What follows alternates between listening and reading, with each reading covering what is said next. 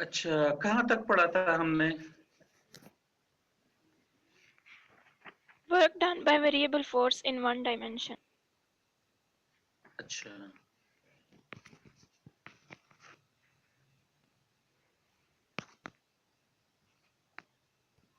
तो आज हम पढ़ेंगे work done under variable force in 2 dimensions. ठीक है। जी sir. Yes sir. Yes sir.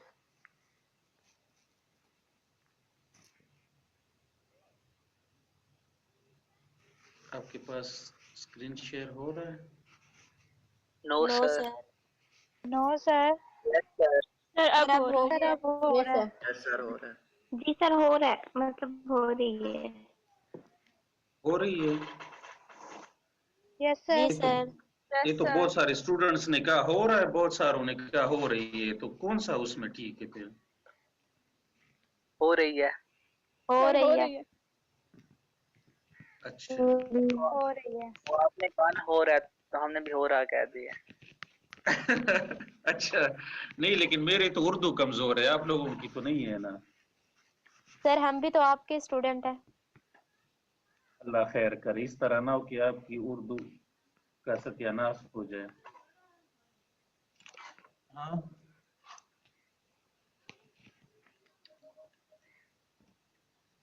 आपकी उर्दू का सत्यानाश ना हो जाए। नहीं होता अच्छा, सर। नहीं होता सर। अच्छा, ये वाला पेज तो आपके पास होगा ना, ये 57 page? Yes sir. Yes yes sir. Sir. Yes. Yes sir. अच्छा, तो work done under variable force in 2 dimension हम पढ़ेंगे। इधर हम क्या कंसिडर करेंगे? एक फोर्स, ठीक है, एक फोर्स हम कंसिडर करेंगे, और हम ये कंसिडर करेंगे कि वो फोर्स जो एक्ट कर रहा है वो किसी पार्टिकल पे एक्ट कर रहा है, ठीक है, और किसके अलोंग कर रहा है? एक कर्व पाथ हम लेंगे, जिसको हम कहेंगे कि फॉर एग्जांपल हमारे पास जो कर्व पाथ है वो हमारे पास ए बी है, एक कर्व है, ठीक है ना। तो हमारे पास एक कर्व पाथ है जो ए बी है हमारे पास। अभी हम किस ये करेंगे कि डिवाइड करेंगे इस पाथ को स्मॉल डिस्प्लेसमेंट में, सिग्मा एस में, ठीक है ना। इस जो कर्व पाथ है हमारे पास, इसको हम क्या कर लेंगे? डिवाइड कर लेंगे स्मॉल डिस्प्लेसमेंट्स, जिसको हम सिग्मा एस कहेंगे। और जो हर एक हमारे पास पाथ है, ये जो स्मॉल डिस्प्लेसमेंट है हर एक, वो पॉइंट होगा, वो हमारे पास क्या होगा? ये जो फोर्स है उसके टेंजेंट होगा। डिस्प्लेसमेंट और फोर्स आपस में क्या होगा हमारे पास? टेंजेंट। Tangent. टेंजेंट। हाँ, ये जो हमारे tangent. Pass direction of motion है। तो जो वर्क डन हमारे पास होगी सिग्मा डब्ल्यू, जो पार्टिकल पे हमारे पास, उस पार्टिकल पे होगी वर्क डन। कब वर्क डन उस पे होगी, उस पार्टिकल पे? जब हमारे पास वो डिस्प्लेस होगी वो पार्टिकल, ठीक है ना। तो चूंकि हम यहाँ स्मॉल डिस्प्लेसमेंट की बात कर रहे हैं, तो जो सिग्मा एस हमारे पास है, जो स्मॉल डिस्प्लेसमेंट के दरमियान हमारे पास जो वर्क डन होगी उस पार्टिकल पे, वो हमारे पास क्या होगी? Sigma work. Sigma W. Sigma W is equal to F. उससे बात करता हूँ।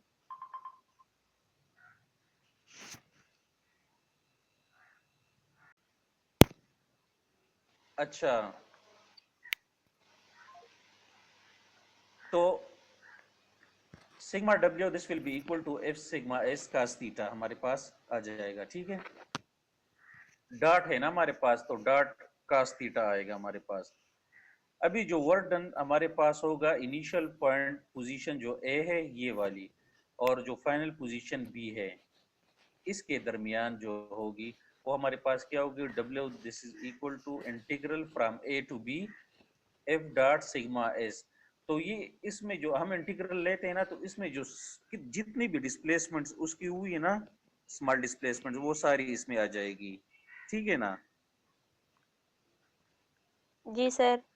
हाँ, तो W this is equal to integral from A to B f ds cos theta, ठीक है।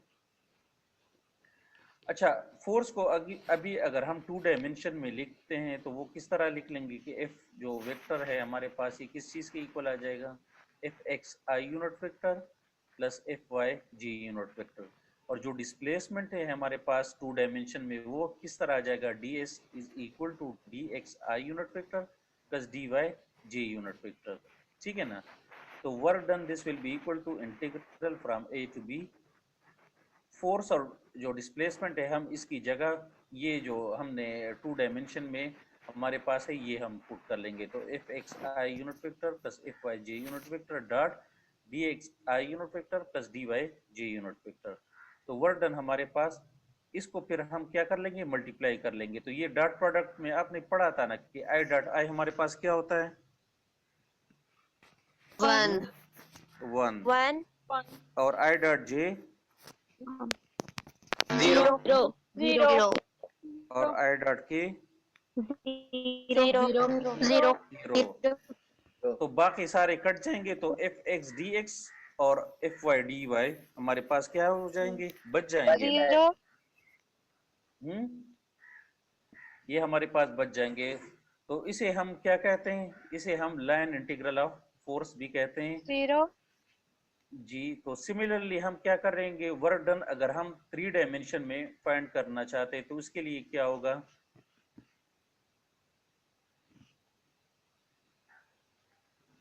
Sir F X D X F Y D Y and F G D G. F Z sir, Z component भी add. Z component भी साथ में add हो जाएगा ना। जी sir.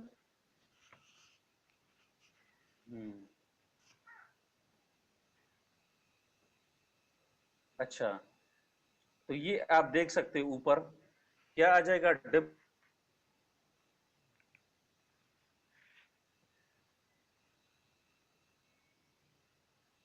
This is equal to integral from A to B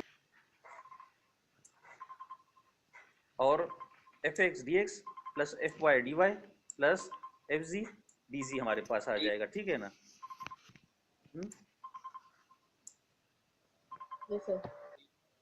हाँ, अभी हम वर्क एनर्जी थ्योरम के बारे में पढ़ेंगे। तो वर्क एनर्जी थ्योरम हमारे पास क्या है कि the change in kinetic energy this will be equal to work done on a body.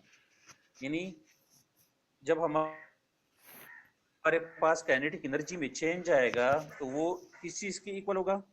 Work done के किसी भी बॉडी पे जो हम कर रहे हैं, ठीक है। तो इसको हम क्या कहेंगे? वर्क एनर्जी थ्योरम,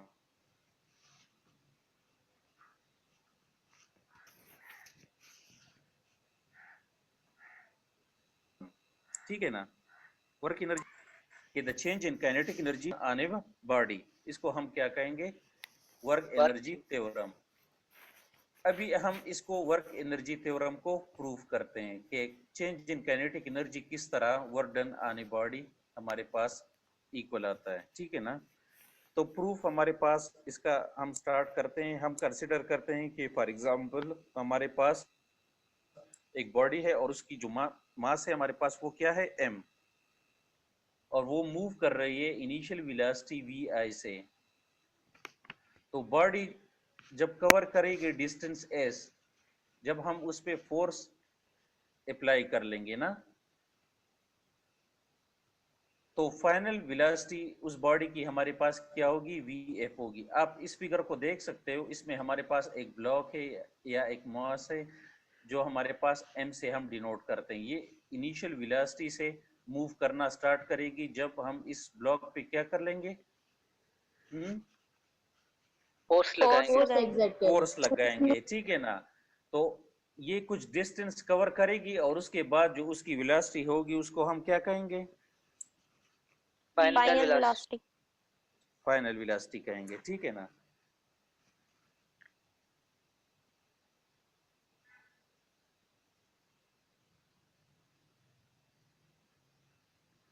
अच्छा, तो बॉडी हमारे पास है वो किस चीज की इक्वल है? W and S which is displacement हमारे पास है ना। तो फिर हम न्यूटन सेकंड लॉ में क्या पढ़ते हैं? न्यूटन सेकंड लॉ का कोई मुझे स्टेटमेंट बताए, क्या है हमारे पास newton second law? F is equal to m. F is equal to नहीं, स्टेटमेंट बताए। The force F on a body is directly proportional to acceleration and inversely proportional to mass of body. नहीं, इस तरह नहीं, statement बताए, क्या कहता है?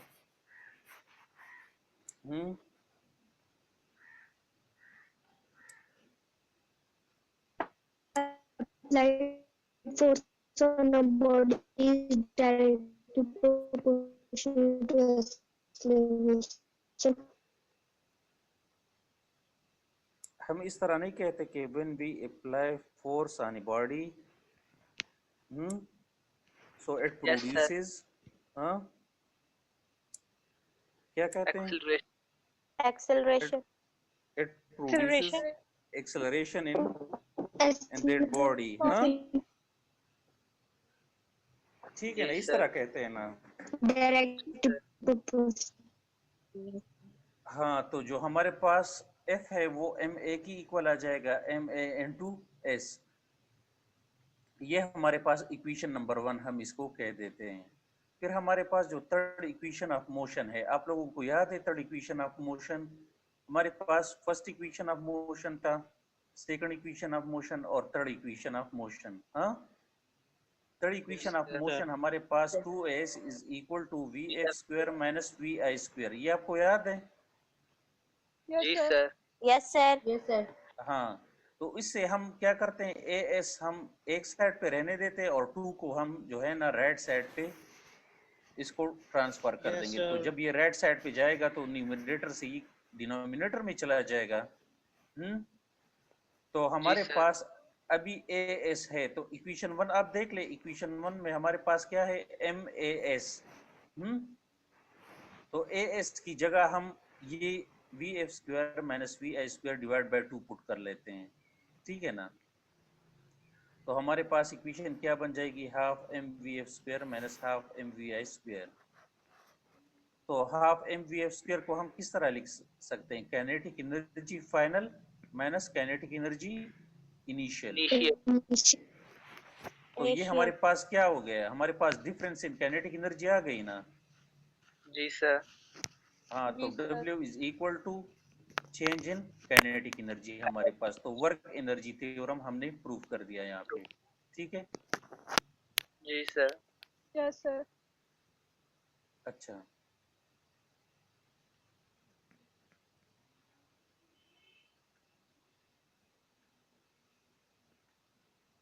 अभी हम general proof of work energy theorem को डिस्कस कर लेंगे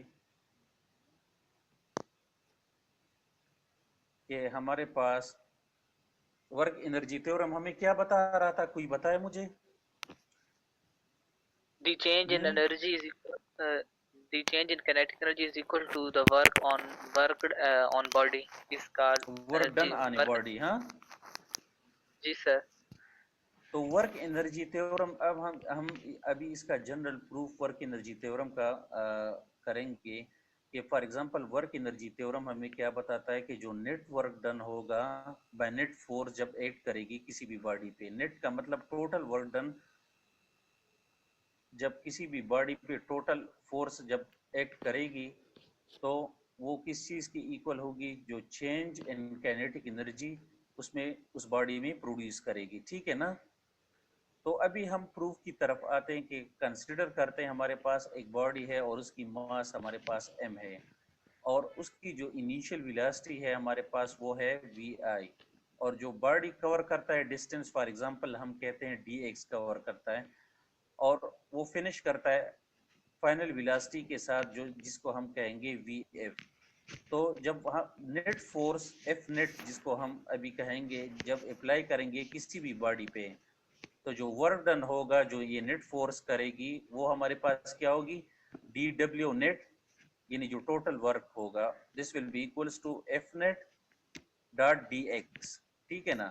तो f नेट dx, और अगर हम कहते हैं कि फोर्स और जो डिस्प्लेसमेंट हो रही है वो एक ही डायरेक्शन में हो रही है तो हम cos 0 डिग्रीज, cos थीटा की जगह cos 0 डिग्री यूज कर लेंगे, ठीक है ना?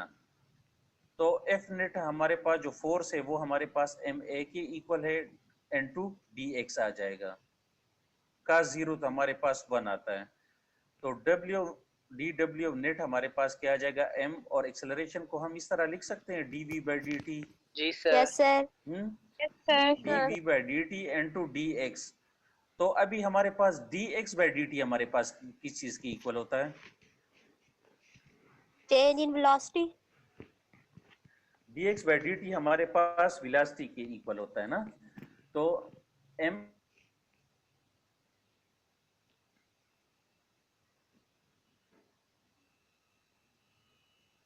आ जाएगा, v आ जाएगा, और साथ में जो तो एम वी डी वी आ जाएगा। तो अभी नेटवर्क डन हमारे पास क्या होगी, डब्ल्यू नेट वो is equal to M integral from V I to V F V D P. यहाँ से इससे ये किस तरह आया, ये तो आपको समझ आ गई ना इससे? जी सर। ये जो जी सर। अच्छा Sir. अच्छा, तो अभी जो डब्ल्यू नेट है हमारे पास M integral from V I to V F V D V, तो m कांस्टेंट है हमारे पास, और v dv का जब इंटीग्रल हम लेते हैं तो क्या आएगा हमारे पास?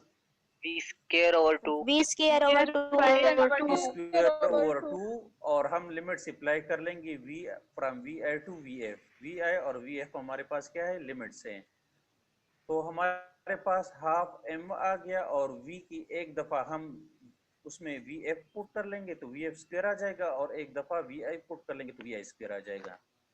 तो हमारे पास half M V F square minus half M V I square, तो ये हमारे पास फाइनल काइनेटिक एनर्जी है ना, और ये हमारे पास क्या है, इनिशियल काइनेटिक एनर्जी। तो ये चेंज इन काइनेटिक एनर्जी के इक्वल आ गया, ठीक है ना। तो ये जो स्टेटमेंट है वर्क एनर्जी थ्योरम की, ये हमारे पास नॉन कांस्टेंट फोर्सेस के लिए है। तो यहाँ पे हमने वर्क एनर्जी थ्योरम को क्या क्या प्रूव किया।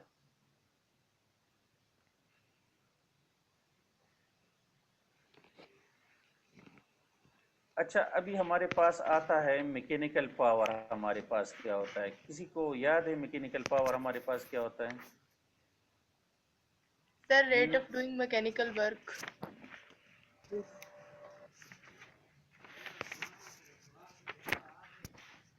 Rate of doing mechanical. Rate of doing mechanical work, इसको हम क्या कहते हैं, मैकेनिकल पावर कहते हैं। तो जो एनर्जी डिलीवर होगी पर यूनिट टाइम, इसको हम क्या कहेंगे, पावर कहेंगे। पावर जो P है हमारे पास, जिसको हम P से डिनोट करते हैं, ये डेवलप होगा जब हम dW वर्क करेंगे dt टाइम में। यानी हमारे पास अगर हम dW वर्क करेंगे किसी भी बॉडी पे dt टाइम में, तो ये हमारे पास क्या होगा, power, this will be equal to dW divide by dt। फिर हमारे पास इंस्टेंटेनियस पावर क्या होता है, कि जो पावर हमारे पास डेवलप होता है स्मॉल, जब हम क्या करते हैं, जब हमारे पास कोई small amount of work done हम करते हैं स्मॉल इंटरवल ऑफ टाइम में, तो कितने स्मॉल इंटरवल ऑफ टाइम में, जब हमारे पास टाइम अप्रोच कर रहा हो जीरो को, तो हम उसको क्या कहेंगे, इंस्टेंटेनियस पावर कहेंगे। तो P इंस्टेंटेनियस हमारे पास क्या होगी, लिमिट डेल टी जब हमारे पास टाइम अप्रोच करेगी जीरो को, n2 dW divide by dt, del W divide by del T. यानी हम अगर स्मॉल अमाउंट ऑफ वर्क करेंगे स्मॉल इंटरवल ऑफ टाइम में, तब जब हमारे पास जो चेंज, जब हमारे पास टाइम होगी ना वो अप्रोच कर रही है वो जीरो को, तो हम उसे क्या कहेंगे, इंस्टेंटेनियस पावर। मार्केट में मिलते थे, चाइना में तो मिलते थे, इधर नहीं पता है, इंस्टेंट नूडल्स मिलते हैं, उसमें सिर्फ बंदा जो है ना वो सिर्फ बॉइल्ड वाटर डाल दे तो वो उसी टाइम जो है ना वो बन जाता है, तो उसको इंस्टेंट नूडल्स हम कहते थे। तो ये भी इंस्टेंटेनियस पावर है हमारे पास, ये बहुत शॉर्ट टाइम में हमारे पास हो जाता है, ठीक है ना। एवरेज पावर हमारे पास अभी क्या है, हमारे पास जो टोटल वर्क डन क्या होता है फोर्स की वजह से जो होता है, उसको जब हम डिवाइड करते हैं टोटल टाइम इंटरवल पे, तो उसको हम क्या कहते हैं, एवरेज पावर कहते हैं। एवरेज पावर को हम इस तरह डिनोट करते हैं, average power this is equal to W total divide by T total, ठीक है ना। फिर हमारे पास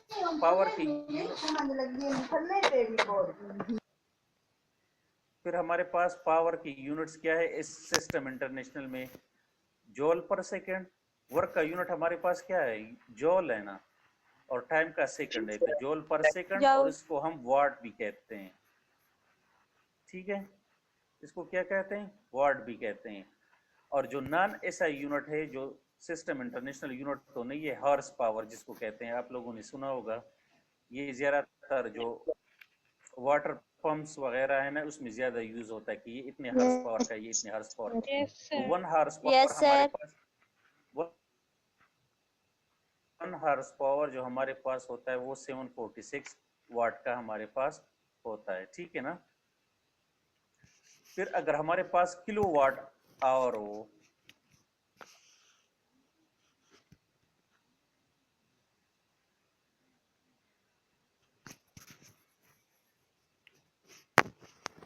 तो इलेक्ट्रिक किलो वाट, ठीक है, जब भी कोई एजेंट जो वर्क, जो भी कोई एजेंट हमारे पास वर्क कर रहा हो एक कांस्टेंट रेट से 1 किलोवाट, तो इसको हम क्या कहेंगे, इसको हम 1 किलोवाट 1 किलोवाट आवर हमारे पास क्या होता है, अगर हम इसको जॉल में कन्वर्ट करें, किलो 1000 होता है, वाट हमारे पास यूनिट क्या है, जॉल पर सेकंड। जी सर। जी सर। जॉल पर सेकंड, और उसको मल्टीप्लाई कर लेंगे 3600 से, 3600 सेकंड से, तो हमारे पास किलोवाट आवर बन जाएगा। ये सेकंड के साथ कट जाएगा ना, और बाकी अगर मल्टीप्लाई कर ले तो हमारे पास 3.6 and 10⁻⁶ हमारे पास जॉल में हम इसको इस तरह कन्वर्ट कर सकते हैं किलोवाट आवर को, ठीक है ना। ये तो आपको पता होगा, किलो की जगह 1000 लिख लेंगे, वाट हमारे पास जॉल पर सेकंड होता है, और मल्टीप्लाई कर लेंगे उसको 3600 सेकंड से। जी सर। एक आवर हमारे पास इतने सेकंड्स के बराबर होता है ना। जी सर। जी सर। जी सर। हाँ, तो ये हमारे पास जॉल में सेकंड के साथ जब कट जाएगा तो हमारे पास ये सेकंड इतना जॉल आ जाएगा, 3.6 मल्टीप्लाई 10⁻⁶ जॉल आ जाएगा।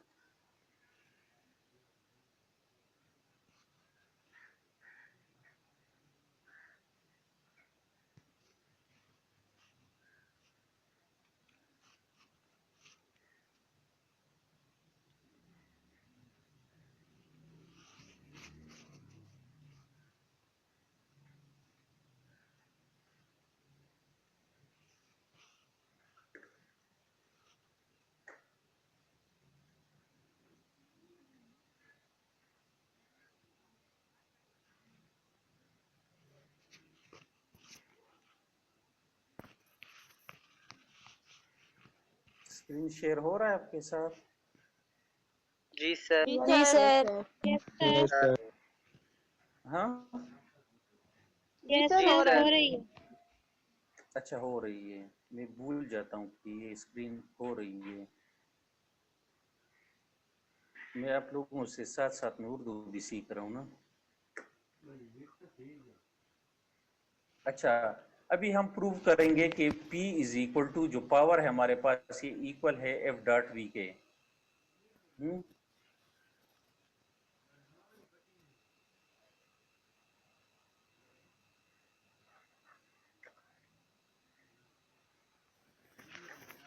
तो P है वो इक्वल है F डॉट V के, ठीक है ना। तो पावर को हम किस तरह डिफाइन करते हैं, जो इंस्टेंटेनियस पावर होता है हमारे पास, P instant is equal to limit del T approaches to 0 and to del W divided by del T, ठीक है ना। तो जो वर्क डन है, जब हम कोई कांस्टेंट फोर्स जब किसी बॉडी पे अप्लाई हम करते हैं, और वो जो है ना वो बॉडी वो मूव कर रही है एक कांस्टेंट वेलोसिटी v से, तो हम उसको किस तरह लिख लेंगे कि P instantaneous limit del T approaches to 0 del, और वर्क की जगह हम क्या लिख लेंगे, F dot D। Divide by del T as it is आ जाएगा हमारे पास। तो एफ को हम बाहर निकाल देंगे, del limit del T approaches to 0, ये हमारे पास del D divide by del T आ जाएगा। तो del D divide by del T हमारे पास किस चीज की इक्वल होता है? वेलोसिटी के वेलोसिटी के। तो पावर हमारे पास इक्वल आ जाएगा एफ डॉट वी के। तो जो स्केलर प्रोडक्ट है हमारे पास फोर्स और वेलोसिटी का, वो इक्वल होता है हमारे पास किस चीज की? पावर के। ठीक है ना। तो यहाँ तक आपका जो था ना वो ये अभी था, अभी यहाँ तक हमने सिर्फ करना था आज का लेक्चर। ठीक है। Okay sir. मरवा, Yes, sir. आपने अटेंडेंस सेंड की है अभी? No, sir. तो ये किसने की है? मरवा इदरीस। मैंने तो नहीं की। आपने नहीं की है? No, sir. क्यों नहीं की है? सर मैं लैपटॉप पे क्लास ले रही थी ना, तो वहां से अटेंडेंस ली नहीं जाती मुझसे। नहीं तो आपने तो मुझे की है सेंड, ये देखे मरवा 237 पे। अच्छा ये 237 है। हाँ अच्छा, ये पहले के भी ये किस तरह की है मुझे तो समझ नहीं आ रही। सर पहले की होगी।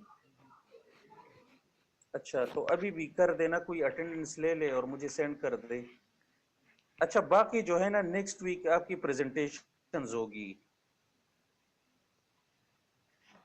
नेक्स्ट वीक आपका जो प्रेजेंटेशन वीक है। बस इसी चैप्टर तक पढ़ना था ना? नहीं ये चैप्टर जो है अभी तक खत्म नहीं हुआ है, ये आगे जाके हम जो है ना फिर इसको करेंगे। लेकिन नेक्स्ट वीक जो आपका है ना वो प्रेजेंटेशन वीक है, उसमें आप लोग जो है ना प्रेजेंटेशन करोगे। तो बॉयज से स्टार्ट करते हैं या गर्ल्स से, कौन? सर एक गर्ल और एक बॉय। सर आपने कल के बारे में भी नहीं बताया, अब हमने कैसे लेनी है क्लास कल?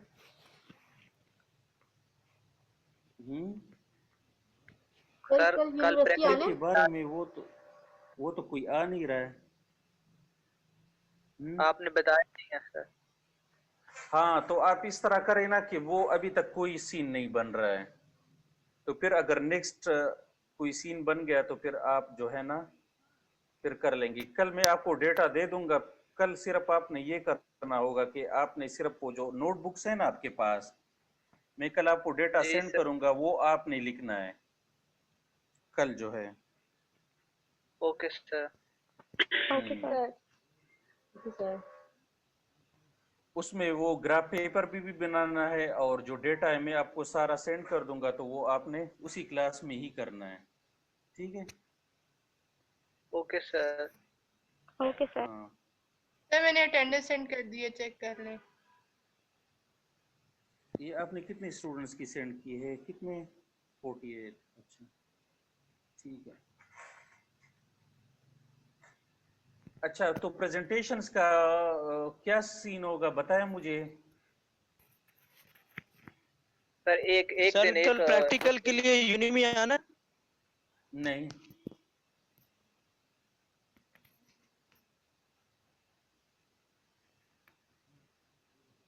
जी बताए ना कोई। सर आप बताएं ना किसने करनी है। किसने करनी है? तो इस तरह करते हैं कि मिक्स आप लोग फिर करें, एक बॉय एक गर्ल इस तरह। जी सर ये सही है कि पहले बॉयज ने करना है फिर गर्ल्स ने करना है, या पहले गर्ल्स ने करना है फिर बॉयज ने करना है, क्या किस तरह आपको सही लगता है? किसमें आप कंफर्टेबल होंगे? आपने वेक्टर से स्टार्ट करना है, वेक्टर से स्टार्ट करना है और स्क्रीन भी आप लोग शेयर करोगे और प्रेजेंट करोगे, ताकि अगर कोई लेट आया हुआ है तो उसको भी जो है ना वो रिवाइज हो जाए उनके लिए। सर कितने टॉपिक्स हम करेंगे? सर कल प्रैक्टिकल के लिए यूनिवर्सिटी में आना है? नहीं ये मारिया कह रही कि अल्फाबेटिकल ऑर्डर में कर लेते हैं। अल्फाबेटिकल ऑर्डर जो है ना वो बड़ा मुश्किल है। आप लोगों को अभी तक असाइन नहीं हुए आपके roll numbers? No no sir. Sir. No sir. अच्छा, तो फिर किस तरह होगा ये? सर CR या GR सर अरेंज करने हैं ना, बॉयज और गर्ल के नेम को लिख ले एक तरतीब से। CR, GCR और जिया, यस सर। उस्मान, अकीला, आप इस तरह करें ना कि आप असाइन कर ले इनको टॉपिक्स, ठीक है ना, लेकिन एक दूसरे के साथ वो कर लेना, कोऑर्डिनेशन कर ले, इस तरह ना हो कि रिपीट हो जाए। सर कितने टॉपिक्स असाइन करने हैं? एक एक टॉपिक दे देना सबको। Okay sir.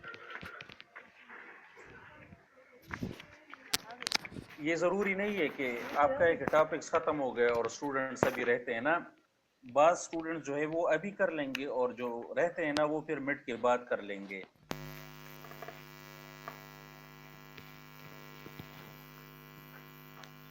सर आपने जो नोट्स शेयर किए थे, उधर से टॉपिक असाइन करने हैं? जी, उसी असाइन करें ना, और वेक्टर से स्टार्ट करें लेकिन सीक्वेंस में होनी चाहिए। Akila, okay sir.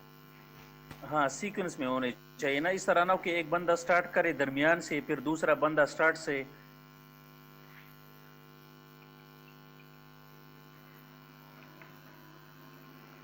Sir class कह रही थी आप न्यूमेरिकल्स रिवाइज करवा दें। तो टॉपिक से स्टार्ट करें ना, फिर न्यूमेरिकल्स भी आ जाए।